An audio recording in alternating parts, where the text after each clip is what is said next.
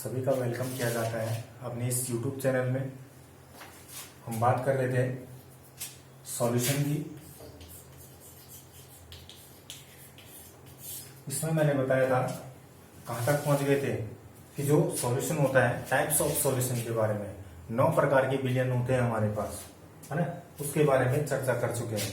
जिसने पीछे का वीडियो नहीं देखा इससे पहले वाला, वो इससे पहले वाला वीडियो देख लीजिएगा। 9 प्रकार के विलयन वहां पे बताए थे। ठीक है, 2 चीजें सामान्य तरीके से याद रखो कि जो विलयन होता है उस विलयन के घटक component types, 2 types of component सामान्य तरीके से, एक सॉल्यूट होता है, एक क्या होता है सॉल्वेंट होता है। सॉल्वेंट जो ज्यादा मात्रा में होता है, सॉल्यूट पार्टिकल सॉल्वेंट में क्या रहता है, डिजोल्व रहता है, घुला रहता है। ठीक है, इतनी बातें हो गई थी। ठीक है ना, इतनी बातें हो गई थी। अभी जो सॉल्यूशन है, इस सॉल्यूशन है, इस सॉल्यूशन को मापने की इकाइयां भी होती है। जैसे सड़क है, उस सड़क को मापने की इकाई भी होती है। दूरी है भाई, सड़क की दूरी को किस में मापा जाता है, किलोमीटर में मापा जाता है ना। आप पेंसिल कागज का प्रयोग करते हैं, वहां पर जो पटरी का प्रयोग करते हैं, स्केल का प्रयोग करते हैं, वो कौन सी स्केल का प्रयोग करते हैं, किस में मापते हैं, सेंटीमीटर में मापते हैं। ऐसी जो सॉल्यूशन होता है, उस सॉल्यूशन को मापने की भी क्या होती है, बहुत सारी क्या होती है, इकाइयां होती है। ठीक है, उसी इकाई की क्या करेंगे, चर्चाएं करेंगे। कुछ इकाइयों के बारे में हम चर्चा करेंगे, यानी इसके सांद्रण के बारे में चर्चा करेंगे। किसके सांद्रण के बारे में चर्चा करेंगे, विलयन के सांद्रण के बारे में चर्चा करेंगे। ठीक है भाई, तो जो सॉल्यूशन होता है, सॉल्यूशन को पहचानने की सबसे मोस्ट जो पैरामीटर होता है, सॉल्यूशन को पहचानने का सबसे मोस्ट पैरामीटर होता है, वो कंसंट्रेशन होता है, सांद्रता होती है। वो क्या होती है, सांद्रता, कंसंट्रेशन बोलते हैं इसको। ठीक है, वो सांद्रता होती है। सांद्रता क्या होती है भाई, सांद्रता क्या होती है, amount of solute present in the given quantity of the solution. Amount of solute present in the given quantity of the solution, यानी हमारे पास जितना विलयन है, उस विलयन में कितना सॉल्यूट घुला हुआ है, उस सॉल्यूट की मात्रा कितनी है, वो क्या कहलाती है, कितनी है उस सॉल्यूट की मात्रा क्या कहलाती है, उस विलयन की क्या कहलाती है, सांद्रता कहलाती है। किसी भी विलयन की सांद्रता क्या होती है कि जितना सॉल्यूट पार्टिकल किसमें घुल रखा है, दिए गए विलयन में उपस्थित है। ठीक है, अब वो मात्रात्मक होता है, किसी में भी हो सकता है, उसी के बारे में हम चर्चा करेंगे कि उसकी इकाई क्या होगी। उन्हीं इकाई के बारे में हम चर्चा कर रहे हैं।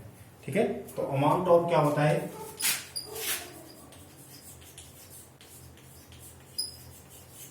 अमाउंट ऑफ सॉल्यूट बटे अमाउंट ऑफ सॉल्यूशन। ठीक है, इसको क्या बोलते हैं, कंसंट्रेशन बोलते हैं। ठीक है, रेशो होता है भाई, किसका रेशो होता है, विलय का, सॉल्यूट का और सॉल्यूशन का रेशो होता है। ठीक है, इसको क्या बोलते हैं, कंसंट्रेशन कहते हैं। इसको क्या बोलते हैं, कंसंट्रेशन कहते हैं। जितनी मात्रा घुल रखी है भाई, विलय पदार्थ की जितनी मात्रा विलयन में है, उनका क्या रेशो, और यही रेशो पढ़ेंगे हम। वो कितने प्रकार का होता है, बहुत प्रकार के होते हैं। इसमें कुछ जगह, यानी एक तुम्हारे पास एक आध जगह इस सॉल्यूशन की जगह सॉल्वेंट होगा, इस सॉल्यूशन की जगह क्या होगा, सॉल्वेंट होगा, तभी भी सांद्रता को ही व्यक्त करेगा, तभी भी क्या करेगा, उस सांद्रता को ही व्यक्त करेगा। एक जगह ऐसा होगा। बाकी amount of solute upon amount of solution क्या कहलाती है, सांद्रता। जो मैं बोल रहा हूं उसको नोट करते रहना। ठीक है, सारी चीजें पॉसिबल नहीं है कि मैं सब चीजें लिखा दूं। जो मैं बोल रहा हूं उसको लिखते भी रहना, नोट करते रहना भाई।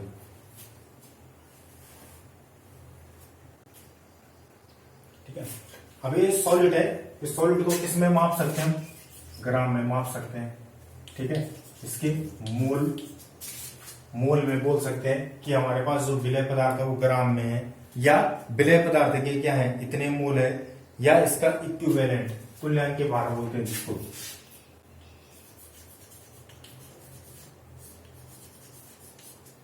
ठीक है, इसके बारे में चर्चा करेंगे।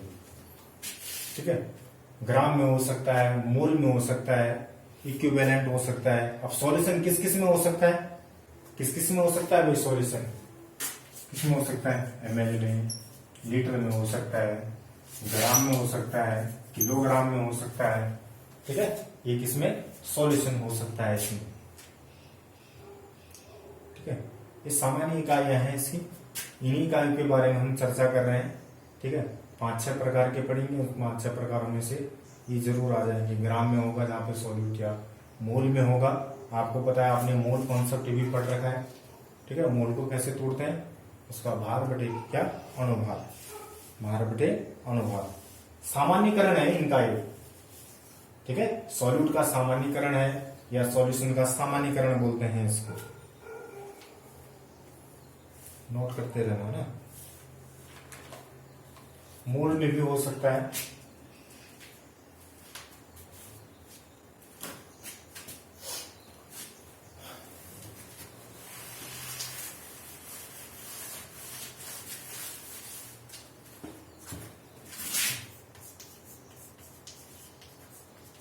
टाइप 1 कंसंट्रेशन की बात करते हैं, ठीक है। किसकी बात करते हैं, टाइप 1 कंसंट्रेशन। टाइप 1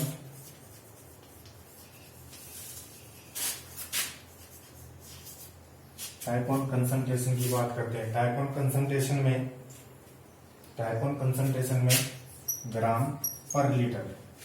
अब मैं जो ऊपर वाला बोल रहा हूं इसको सॉल्यूट के लिए बोल रहा हूं। अगर सॉल्यूट ग्राम में होगा और सॉल्वेंट नहीं, इसको क्या बोलेंगे, अभी बताया था। किसका रेशो होता है भाई, सॉल्यूट अपन किसका रेशो होता है, सॉल्यूशन का रेशो होता है, ठीक है। सॉल्यूशन लीटर में होगा, ग्राम पर लीटर सांद्रता, ठीक है। इस विलयन की ग्राम पर लीटर सांद्रता, ठीक है। तो सांद्रता कोई इकाई है, ग्राम पर लीटर, इसको व्यक्त करने की इकाई है, ठीक है भाई। यानी क्या लिखोगे इसको, solute in gram upon solution in litre. Solute in gram upon solution in litre. Gram पर लीटर सांद्रता, विलयन की ग्राम पर लीटर सांद्रता, ठीक है। देखो दूसरा,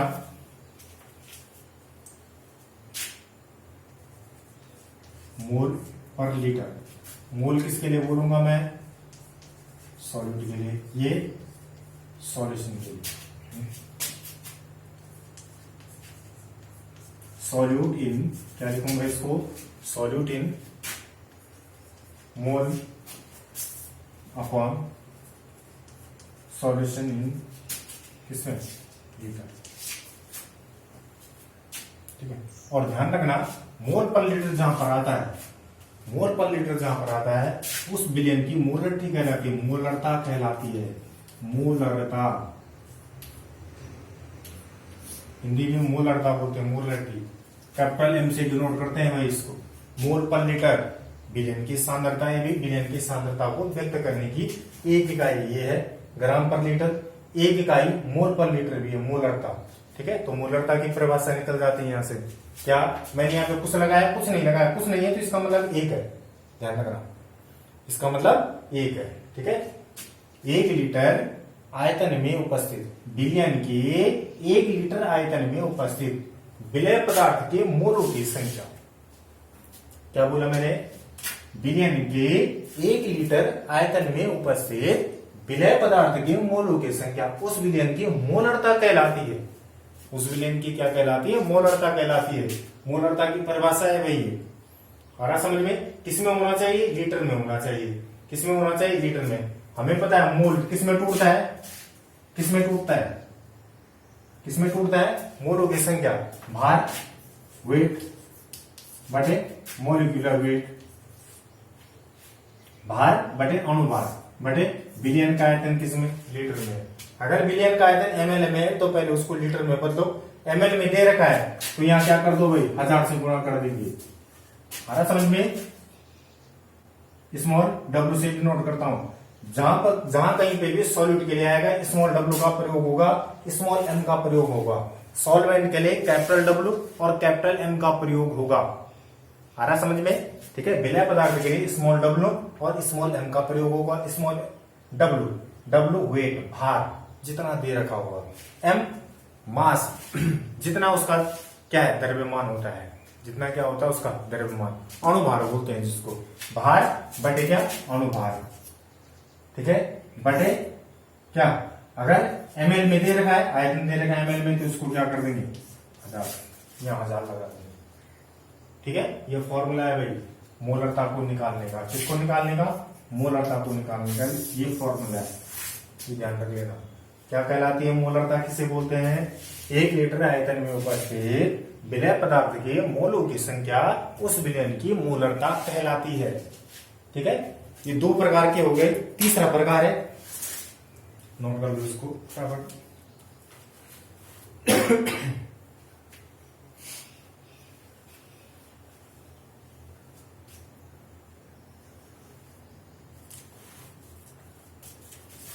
नोट करो उसको फटाफट, नोट करो।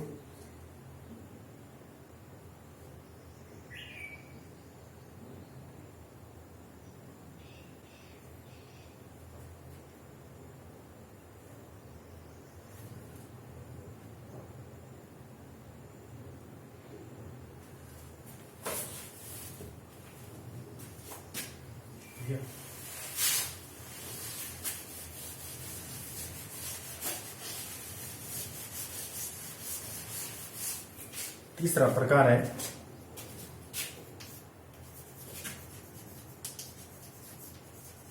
Equivalent weight. ग्राम इक्विवेलेंट भी बोलते हैं इसको। ठीक है, ग्राम तुल्यांक की चालकता भी बोलते हैं इसको। हिंदी में ग्राम तुल्यांक की चालकता पर लीटर, ध्यान रखना। इसको नॉर्मलिटी भी बोलते हैं भाई, हिंदी में इसको नॉर्मलता भी कहते हैं। ठीक है, जैसे मोलरता वैसी नॉर्मलता। ठीक है, इतना नॉर्मल विलयन है, नॉर्मलता ऐसे निकालते हैं भाई, ये होता है उसका फॉर्मूला। ठीक है, ये किसके लिए है? किसके लिए? ये हमेशा किसके लिए आएगा? सॉल्यूट के लिए आएगा। ये किसके लिए आएगा? विलयन के लिए आएगा। किसके लिए आएगा भाई? विलयन के लिए आएगा। और इसके अनुपात को क्या बोलते हैं? नॉर्मलता भी कहते हैं। क्या बोलते हैं इसको? नॉर्मलता भी कहते हैं। सॉल्यूट आगे लिख देना, सॉल्यूट इन, जैसे लिख रहे हो वैसे लिखो, solute in equivalent upon solution in L, litre में। नॉर्मलिटी भी बोलते हैं इसको, नॉर्मलता एन से डिनोट करते हैं।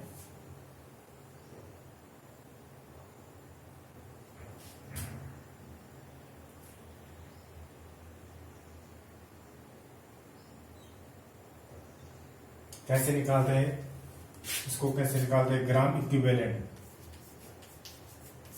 ग्राम तुल्यांकी चालकता, ग्राम इक्विवेलेंट कैसे निकालते हैं भाई? ग्राम तुल्यांकी संख्या, इसका नहीं लिखेंगे, ग्राम तुल्यांकी संख्या लिख दो। ग्राम तुल्यांकों की संख्या, ग्राम तुल्यांकों की संख्या कैसे होती है भाई? ग्राम इक्विवेलेंट, ग्राम तुल्यांक किसके लिए आया है भाई? विलय के लिए आया है ना। किसके लिए आया? ऊपर वाला किसके लिए होगा? हमेशा विलय के लिए होगा। हिंदी में बोलते हैं इसको ग्राम तुल्यांकों की संख्या बटे क्या बोलते हैं? नॉर्मलता की परिभाषा 1 लीटर विलयन में उपस्थित विलय पदार्थ के ग्राम तुल्यांकों की संख्या। 1 लीटर विलयन में उपस्थित विलय पदार्थ के ग्राम तुल्यांक, हिंदी में लिख लेना इसको, ग्राम तुल्यांकों की संख्या बटे आयतन लीटर में। ठीक है, 1 लीटर आयतन में उपस्थित विलय पदार्थ के ग्राम तुल्यांकों की संख्या क्या कहलाती है? उस विलयन की नॉर्मलता कहलाती है। एक बार और बोल रहा हूं, 1 लीटर विलयन में उपस्थित विलय पदार्थ के ग्राम तुल्यांकों की संख्या विलयन की नॉर्मलता कहलाती है। ग्राम तुल्यांकों की संख्या को कैसे तोड़ते हैं पता है? Formula weight of solute upon equivalent weight of solute. ठीक है भाई, ठीक है, weight of solute upon equivalent weight of solute बटे weight of solute upon equivalent weight of solute. ठीक है भाई, इसको तोड़ देंगे। अगर नॉर्मलिटी निकालना है हमें, नॉर्मलिटी का फॉर्मूला बनेगा, ठीक है, solution in litre. Wait of solute हमें दिया रहेगा। अब इक्विवेलेंट वेट ऑफ सॉल्यूट, ठीक है, कैसे निकालेंगे भाई इक्विवेलेंट वेट ऑफ सॉल्यूट? आपने कक्षा 11 में पढ़ रखा होगा। इक्विवेलेंट, इसको हिंदी में बोलते हैं तुल्यांकी भार। हिंदी में बोलते हैं इसको तुल्यांकी भार। कैसे निकालते हैं तुल्यांकी भार? प्रत्येक का अलग अलग होता है भाई, ठीक है।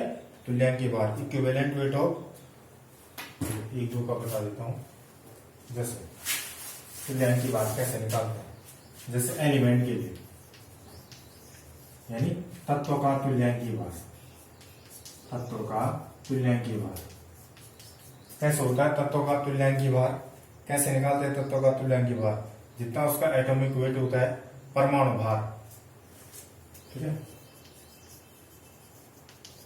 एटॉमिक वेट परमाणु भार, इसको बोलते हैं परमाणु भार, बटे इसकी वैलेंसी, संयोजकता, हिंदी में बोलते हैं संयोजकता, वैलेंसी, जितनी वैलेंसी होगी उसकी, ठीक है। जैसे मैं ऑक्सीजन का निकाल रहा हूं, या जैसे मैं सोडियम का निकाल रहा हूं, तो सोडियम का मैं अगर तुल्यांक के भार निकालना चाह रहा हूं, तो सोडियम का परमाणु भार जितना होता है, कितना? 23 बटे सोडियम की वैलेंसी कितनी होती है? 1 होती है। कितनी होती है? 1 होती है, ठीक है। जिसकी संयोजकता 2 होगी वहां पे बटे 2 लिख देना, ठीक है। जैसे कैल्शियम है, कैल्शियम के लिए बटे 2 आ जाएगा। आ रहा है समझ में? ठीक है, ठीक है ना। पहले ग्रुप वाले की संयोजकता 1 होगी, दूसरे ग्रुप में जो तत्व रहेंगे उनकी संयोजकता 2 होगी, तीसरे ग्रुप में जो रहेंगे उनकी संयोजकता 3 होगी, चौथे ग्रुप में जो रहेंगे उनकी संयोजकता कितनी होगी? सामान्य तरीके से 4 होगी। सामान्य तरीके से बोल रहा हूं मैं, ठीक है। पांचवें ग्रुप में जो रहेंगे उनकी संयोजकता कितनी हो जाएगी? 3 हो जाएगी। छठवें ग्रुप में जो रहेंगे उनकी संयोजकता 2 हो जाएगी। सातवें ग्रुप में जो होंगे उनकी संयोजकता 1 हो जाएगी। आ रहा है समझ में? तो ऐसे निकालते हैं, ये तो एलिमेंट के लिए निकालते हैं। अगर किसका निकालना है? एसिड का निकालना है, ठीक है। अम्ल का तुल्यांकी भार कैसे निकालते हैं भाई? अम्ल का तुल्यांकी भार कैसे निकालते हैं? कैसे निकालते हैं? जितना उस अम्ल का क्या होगा? मोलर मास होगा। जितना अम्ल का क्या होगा? मोलर मास होगा बटे, जैसे मैं निकाल रहा हूं ना HCl का, भाई मैंने HCl का क्या निकालना है? तुल्यांकी भार निकालना है, तो मैं क्या निकाल रहा हूं? इसका मोलर मास निकाल रहा हूं, ठीक है।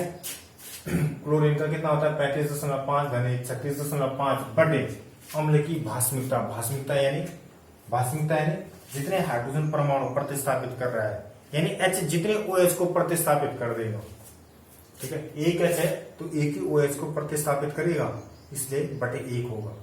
इसलिए क्या होगा? बटे 1 होगा। जैसे NaOH है, ये क्षार है, क्षार का तुल्यांकी भार कैसे निकालेंगे? जितना उसका मोलर मास होगा, जितना मोलर मास होगा बटे क्षारों की क्या? अम्लता, बटे इसकी क्या? अम्लता। कितनी अम्लता?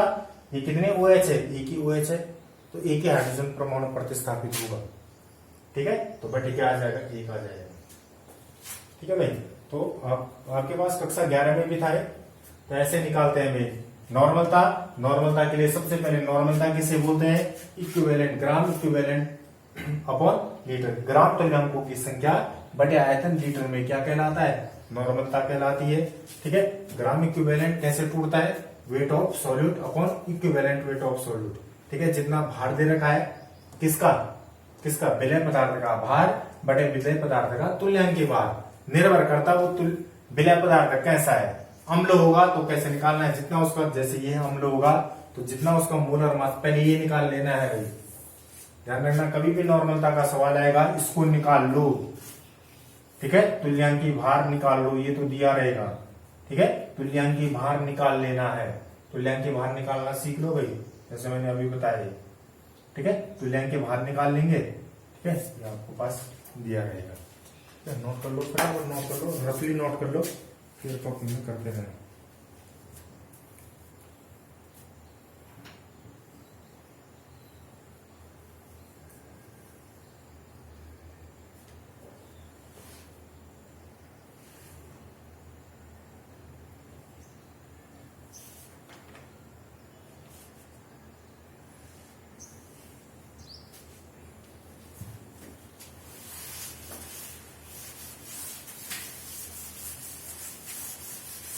अब जैसे आपके पास 20 ग्राम पर लीटर है, 20 ग्राम पर litre aqueous solution of NaOH है, जिसे एक्वस यानी जलीय विलयन किसका, NaOH का, कितना 20 ग्राम पर लीटर। इसका मतलब क्या हुआ भाई, इसका मतलब बताओ क्या हुआ।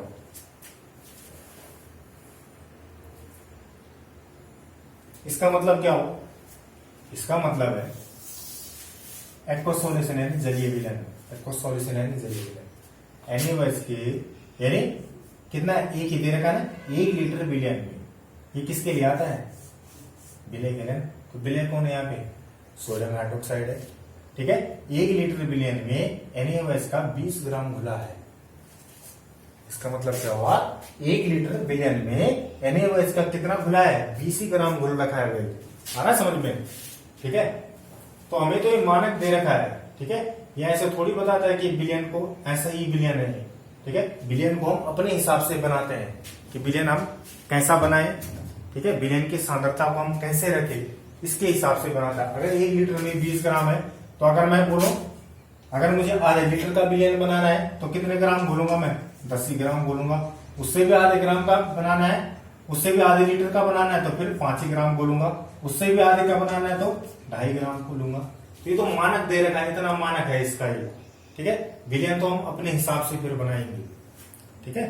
सारा समझ में, यह अनुपात है, केवल अनुपात को बताता है केवल ये, ठीक है। ये कभी ऐसा नहीं बोलता है कि इसकी सांद्रता इतनी ही होनी चाहिए, ठीक है। ये मानक दे रखा, अनुपात दिया रहता है हमें, विलयन को हम अपनी जरूरत के हिसाब से बनाते हैं।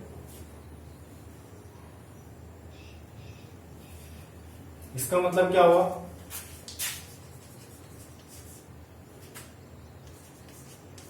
टू मोलर एक्वस ग्लूकोज, इसका मतलब बताओ 2 मोलर एक्वस ग्लूकोज, जलीय विलयन है भाई ग्लूकोज का 2 मोलर, ठीक है। 2 मोलर जलीय विलयन है भाई ग्लूकोज का, 2 मोलर है, मोल। इसका मतलब क्या है, इसका मतलब क्या है, 2 मोलर, ऐसा लिख दो, ऐसा। इसका मतलब क्या है, 2 मोल घुल रखे 1 लीटर विलयन में, किसके, ग्लूकोज के, ग्लूकोज के 2 मोल घुले हैं, 2 मोल, हाँ ये ध्यान रखना, मोल, ग्राम की बात नहीं कर रहा हूं मैं, किलोग्राम की बात नहीं कर रहा हूं, मोल की बात कर रहा हूं। 2 मोल घुले हैं किसके, ग्लूकोज के, 2 मोल घुल रखे हैं किसमें, 1 लीटर विलयन में, किसमें, 1 लीटर। अगर मुझे 2 लीटर विलयन बनाना होगा तो ऐसी ग्लूकोज का 2 लीटर का बनाना होगा तो मैं 4 मोल घोलूंगा ना उसमें ग्लूकोज के, ठीक है। अगर मुझे 3 बनाना होगा तो फिर इसको बढ़ाऊंगा ना, 6 घोलूंगा उसमें, ठीक है। तो यह केवल अनुपात होता है, ठीक है, रेशो होता है केवल। किसका रेशो होता है, सॉल्यूट अपॉन किसका रेशो, हमने अभी तक क्या सीखा, सॉल्यूट अपॉन किसका रेशो होता है, सॉल्यूशन का रेशो होता है, ठीक है। सॉल्यूट अपॉन सॉल्यूशन का एक रेशो होता है, अनुपात होता है। ये 3 चीजें आपको बताइए। कल और चीजों के बारे में हम चर्चा करेंगे, ठीक है। विलयन की सांद्रता को परखने की इकाइयां हैं, विलयन की सांद्रता को व्यक्त करने की इकाइयां होती है, किस तरीके से हम किस विलयन को कैसा नाम दे, ठीक है। ग्राम पर लीटर है तो इसका मतलब विलय का भार दे रखा है ग्राम में, और आयतन किस में, विलयन का लीटर में, ठीक है। मोल पर लीटर है तो विलय पदार्थ के मोलों की संख्या दे रखी है जैसे ये, ठीक है। बटे आयतन किस में, लीटर में, ठीक है। इक्विवेलेंट वाला नॉर्मलिटी वाला था तो वो नॉर्मल विलयन कहलाता है, मोलर विलयन कहलाता है, मोल पर लीटर वाला मोलर विलयन कहलाता है, ठीक है। आपको जहां कहीं में भी दिक्कत होती है आप जरूर पूछिएगा, ठीक है। जब आप पूछोगे तभी आपको पता लग पाएगा कि आपकी समझ में आ रहा है नहीं आ रहा है। कुछ ना कुछ पूछते रहना चाहिए, अपनी पढ़ाई जारी रखिएगा। उम्मीद करता हूँ कि आपको सेशन पसंद आया होगा, ठीक है। जैसा भी लगा आपको सेशन, लाइक कीजिए, शेयर कीजिए, सब्सक्राइब कीजिएगा। आज के लिए इतना है।